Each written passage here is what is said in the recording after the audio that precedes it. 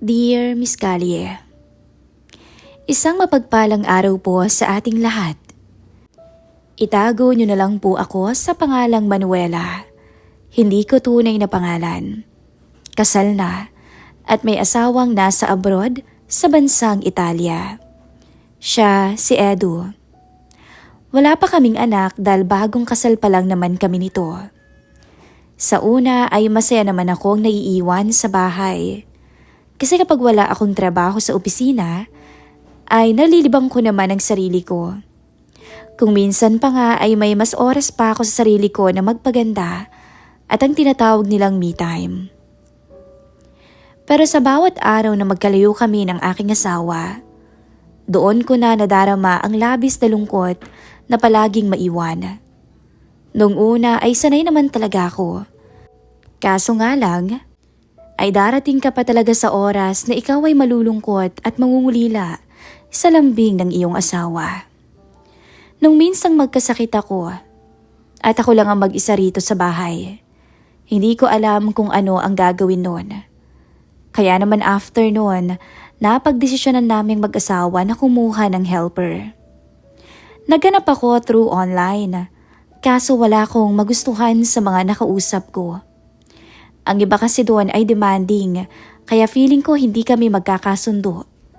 May mga iilan naman na mukhang bastos, kaya mas lalong ayoko at baka balakin pa ako ng masama. Mag-iisang linggo na buhat nang maghanap ako sa agency ng makakasama. Kaso hindi ko talaga bet ang mga nire-recommenda nila. Hanggang isang araw, binalita sa akin ng aking mister na ang pamangkin na lamang daw niya ang kunin namin para maging kasama ko sa bahay. Siya, si Dennis, 23 anyos na kumukuha ng kursong nursing at hindi na kayang tustusan pa ng hipag ko ang gastusin ito sa pag-aaral, kaya naman imbis na mag-working student pa ito, napagdesisyon na ng asawa ko at ng hipag ko na dumito na lang muna siya sa amin. Noong una ayoko sa gusto ng asawa ko. Pero hindi kalaunan ay pumayag na rin ako. Kasi naisip ko na mas safe nga naman ako kasi kamag-anak naman ng mister ko ang makakasama ko. Sinundo ko pa nga ito sa bus terminal dahil first time nitong makarating ng Maynila. Dahil laking Leyte ang pamangkin nito. Probinsyano ito, kaya baka maligaw daw kung hindi ko man sunduin. At hindi ko naman akalain na gwapo pala ang pamangkin ng aking asawa. At maganda ang pangangatawan.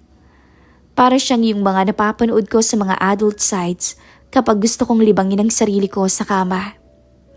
Kapag malungkot kasi ako at naghahanap ng kalinga ng aking mister, ayun talaga ang libangan ko para maibsan lahat ng uhaw ko. Kaysa maghanap ako ng ibang lalaki, hindi ba?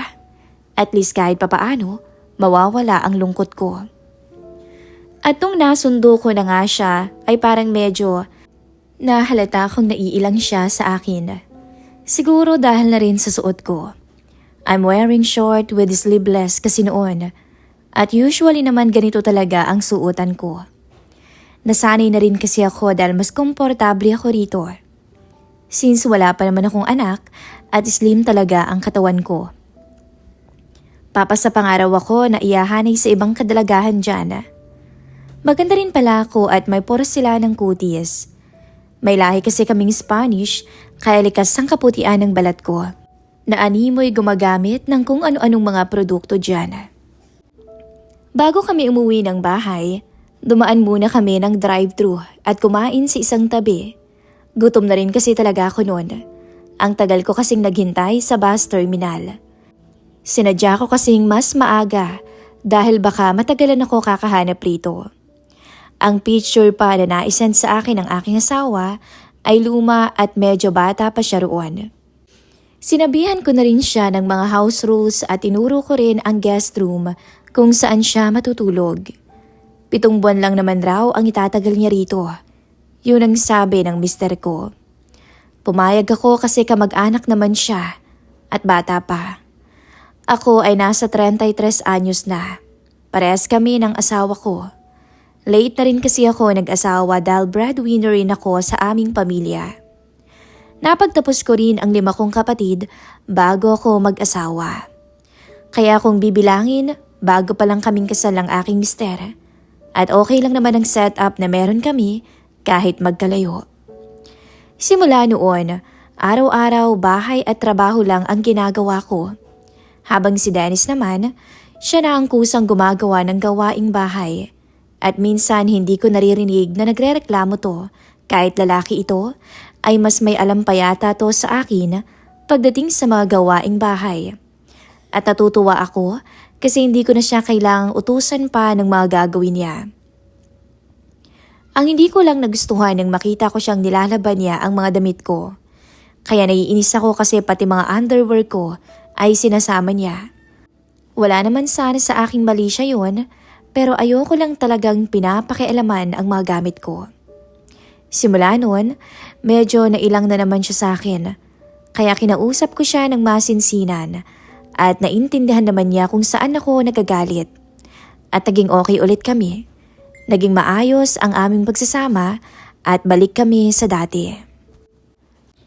Maglilimang buwan na kaming magkasama nito sa iisang bahay.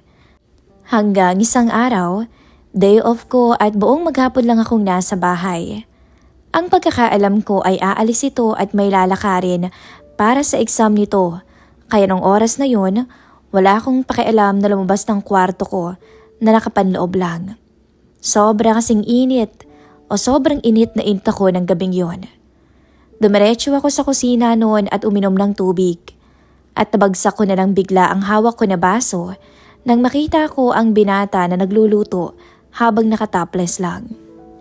Nagulat kasi ako nang makita siya roon. Nagpaalam kasi ito sa akin kagabi na aalis siya. Dennis, anong ginagawa mo rito? Akala ko ba umalis ka ngayon? Nauutal na tanong ko. At hindi ko alam kung paano ko ba tatakpan ang katawan ko ng mga oras na iyon. Sorry po ate, kasi hindi natuloy yung lakad ko eh. Kumain ka na ba? Tanong niya at tila hindi man lang na-conscious sa suot ko. Hindi pa eh. Oh wait, magbibihis lang ako. Sagot ko sabay talikod at takbo sa kwarto. Habol ko ang aking bawat paghinga sa lakas ng kabog nito. Hindi muna ako lumabas at nagpakalma muna ako ng aking sarili. Mga ilang minuto pa ang nakakalipas, nakabihis na rin ako at may lakas na ng loob na harapin ang binata. Ate, kain na po. Alok niya. Sige, ano ba yung niluto mo? Tanong ko sabay kuha ng plato at kutsara. Kaldereta po. Pero special, parang ako. Hanap-hanapin mo sa sarap. Biro pa nito. Ewan ko ba? Pero hindi ako nabastusan sa sinabi niya. Natawa na nga lang din ako dahil pala biro rin pala siya. Akala ko kasi ay seryoso siyang tao. Nang araw na iyon, panay kwentuhan kami. Ni hindi nga namin namalay ng oras sa sarap ng kwentuhan namin. Nakakatawa naman pala siyang kausap at hindi ako naboring sa kanya. Nag-movie watch pa nga kami at gumawa pa siya ng aming makakain at juice. Habang nagtatagal ang pinapanood namin, parang biglang uminit ang pakiramdam ko at tila umikot ang paligid ko. Hindi ko napansin na may alak pala ang juice na nainom ko. Huli na nang malaman ko na baso pala niya ang naubos ko. Since hindi ako sanay uminom, nahilo agad ako at nawala ng malay na hindi ko na alam ang sumunod na nangyari. Nagising na lamang ako kinabukasan na ang bigat ng ulo ko, kaya tinawag ko siya at nagtanong ako. Sinabi niya lang sa akin na, nalasing po kayo kagabi ate eh, kaya binuhat ko na po kayo patungo sa kwarto niyo. Pasensya na. Wika nito na tila nahihiya pa nga sa akin. Wala yun. Salamat pala. Sagot ko. Simula noon, mas lalong lumalim ang pagsasama namin. Hanggang sa isang gabi, nakita kong bukas ang pintuan ng kanyang kwarto. At pagsulyap ko roon, na-shocks ako sa ginagawa niya. At ang mas kinakagulat ko pa, ay ang panloob ko ang bitbit nito. At ewan ko ba ulit, kung bakit hindi ako na-offend kahit pa nahuli ko siya sa kalokohan niya. Pero pinarinig ko sa kanyang boses ko. Nagulat nga siya at biglang nagtakip ng kumot. Pero nawalan na rin ako sa katinuan ko noon.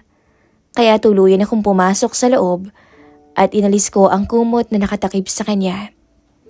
At sa kaunang-unahang pagkakataon, nagsimula ang lahat.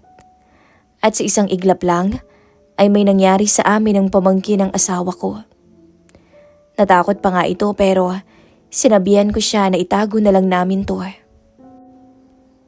Akala ko, hindi na mauulit ang nangyari sa amin ito. Not until one night, galing ako sa work at basang-basa ako ng ulan. Inalis ko ang sweater ko kaya nakasuot na lang ako noon ng sleeveless at palda. Nang lumabas ang binata sa kwarto niya, ay naka-boxer short lang ito at naka-topless. Lalo tuloy nag-alab ang buong sistema ko at nahila ko siya bigla sabay hinalikan. At sa sala na iyon, may nangyari ulit sa aming dalawa. Hindi lang isang beses, kundi nakailang ulit kami sa gitna ng malakas na buhos ng ulan. Naging daily routine na nga naming dalawa ang magkasala. Hindi na yata kumpleto ang araw ko kapag walang nangyayari sa aming dalawa. At sa kasiyahan ko, nakalimot na ako na may asawa pa pala ako. Hindi ko na malaya na pauwi na rin pala ang aking asawa noon. Isang gabi, nang muli kaming maglibang ng binata sa kama, tumawag ang asawa ko. Gusto niyang mag-video call kami kaso anong gagawin ko? Nasa kalagitnaan kami ng bawal na sandali ni Dennis. Kaya imbis sagutin, hinayaan ko na lang na mag-ring to at mas inatupag ko na lang ang binata kaysa sa asawa ko. Nang dumating na nga ang aking asawa, imbis na sabik ako sa kanya, ay para akong natabangan. Mas namimiss ko pa nga ang mga ginagawa naming dalawa ni Dennis. Ibang-iba siya sa mister ko. Hindi nga ako ginaganahan sa amin ng asawa ko nung unang gabi nito sa Pinas. At hindi ako makatulog ng gabing yon. Kaya nagawa kong pumuslit ng 10 oras ng gabi at nagtungo ako sa kwarto ng binata. Nagulat pa nga ito at natakot. Pero nang di kalaunan ay pumayag na rin siya. Sinabi ko na lang na huwag siyang maingay. At baka mahuli kami ng tito niya. At baka parehas pa kaming mayari. Naging ganoon ang naging setup naming tatlo sa iisang bahay noon. Minsan nga, napapansin ko na parang nagsiselos na si Dennis sa tito niya. Ayoko na ng ganito. Aniya minsan. Anong ibig mong sabihin? Tanong ko. Ganito. Nagtatago. Nagpipigil. Kahit gusto kong yakapin ka, hindi rin pwede at baka mahuli tayo ni tito. Wika niya at ramdam ko ang lungkot sa mga mata niya. Naiintindihan mo naman ang sitwasyon natin, di ba? Hayaan mo na. Babalik rin naman ang tito mo sa abroad. Konting tiis na lang. Ani ko. Nilalambing ko na lang siya para mawala ang tampo niya sa akin. Akala ko nga, hindi na matatapos ang lahat sa amin ni Dennis. Nang natapos ang pag-aaral nito at same break na at kailangan niyang bumalik ng Leyte. Sobrang lungkot ko noon pero hindi ko pinahalata sa aking asawa. Hanggang sa dumating ang kinakatakutan kong mangyari na malaman ng aking asawa ang totoo. Hindi nga lang niya alam na pamangkin niya ang naging kalaguyo ko. Nabuntis kasi ako at noong una ay tuwang-tuwa ito. Masayang masaya. Pero nang malaman niyang mag-4 na buwan na ang pinagbubuntis ko, nagtaka siya at nagalit, gayong wala pang ang 2 buwan na nag-stay siya sa bahay. Inaway niya ako at muntik na akong saktan. Pilit niya akong pinapaamin kung sino ang kalaguyo ko pero hindi ko sinabi. Wala akong planong ipaalam sa kanya. Sinabi ko na lang na kung hindi na kami magkakaayos pa, ay maghiwalay na lamang kaming dalawa. Hindi siya pumayag noon pero umalis siya ng bansa. Sobrang lungkot ko dahil pakiramdam ko mag-isa na lang ako. Hanggang isang araw, tumawag si Dennis at nakikipagkita sa akin sa labas. Pumunta ako para makita siya dahil aminado naman ako na namimiss ko na rin to. Walang araw yata na hindi ko siya na-miss ng sobra. Niyakap ko siya nang magkita kami sa labas at napadpad kami ulit sa isang hotel. Maingat siya dahil nga nalaman niyang buntis ako. At hindi nga lang niya alam kung sino ang ama ng batang dinadala ko. Pagkatapos ng nangyari sa amin, nag-usap kaming dalawa ng masinsinan. Congratulations, Anya. Biglang kumunot ang aking noo sa sinabi niya. Para saan? Hindi mo ba alam na sa'yo ang batang dinadala ko? Ani ko. Ilang minuto siyang natahimik nang masabi ko yon. Sa akin? Paano? Hindi ba't nariyan si Tito? Tanong niya. Oo, pero base sa ultrasound, mag-aapat na buwan na ang batang dinadala ko. Kaya sure akong hindi ito sa tito mo, kundi sa'yo. Sagot ko. Bigla siyang natahimik at nagulat ako sa sinagot niya.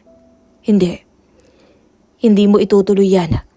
Wala naman sa usapan nating dalawa na mabuntis ka. Walang ibig sabihin ang lahat ng yun. Parehas lang tayong naglalaro. Sagot niya. Para akong binuhusan ng malamig na tubig sa sinabi niya. Hindi ako makapaniwala na kaya niyang sabihin to sa harapan ko. Agad akong nagbihis at nilayasan ko siya. Umuwi ako ng bahay na lugmok na lugmok. Ilang araw na rin buhat nang umalis ang aking asawa, ngunit hindi pa rin to nagpaparamdaman lang sa akin. Sobra ako na stress sa nangyari sa akin. Sising-sisi ako sa mga nagawa kong kasalanan sa aking asawa. Kung may babalik ko nga lang ang mga panahon, sana ay hindi ko na lang ginawa. Ngayon, mag-isa kong hinaharap ang problema na ako rin naman ang may kagagawan. Lumipas ang 9 na buwan, nanganak na ako. Hindi na rin nagparamdam pa sa akin ang asawa ko. Hindi ko naman siya masisisi kung bakit galit siya sa akin. Nag-stop akong mag-work at nag-work from home na lamang ako bilang BA. Hindi ko na rin ginagalaw ang perang inipon ng aking asawa sa account ko. Pakiramdam ko kasi, wala na akong karapatan sa pera niya. At isa pa, malaki na rin naman ang kita ko bilang BA, kasama ko pa ang aking anak. Wala na rin akong balita sa ama ng anak ko. Hanggang sa naibalita sa akin ng kamag-anak na kinasal na rin pala ito at may sarili ng pamilya. Kung may maganda mang nangyari sa buhay ko, yun ay ang anak ko. Sa ngayon, patuloy kong tinataguyod ang future ng aking anak ng mag-isa. Nadapaman ako ng ilang beses, patuloy akong babangon para sa aking mahal na anak. Sana ho'y magsilbing aral o leksyon ang nangyari sa buhay ko at huwag nang pamirisan pa o pamarisan pa ng iba. Sa nangyari sa buhay ko, natuto na ako. Hindi mo kailangan palaging kumalinga ng iba. Kaya heto ako. Kapag malungkot ako, pinagmamasdan ko lamang ang anak ko at napapawi na ang lahat. Pero umaasa pa rin naman akong darating ang araw na mapatawad ako ng dati kong asawa. At sa ama ng anak ko, masaya na ako na may sarili na siyang pamilya. Tama lang naman ang ginawa niya. Kasi kung pinanintigan niya ang anak namin, malamang puro gulo at iskandalo ang buhay na harapin naming dalawa. Hanggang dito na lamang po at lubos na gumagalang, Manuela.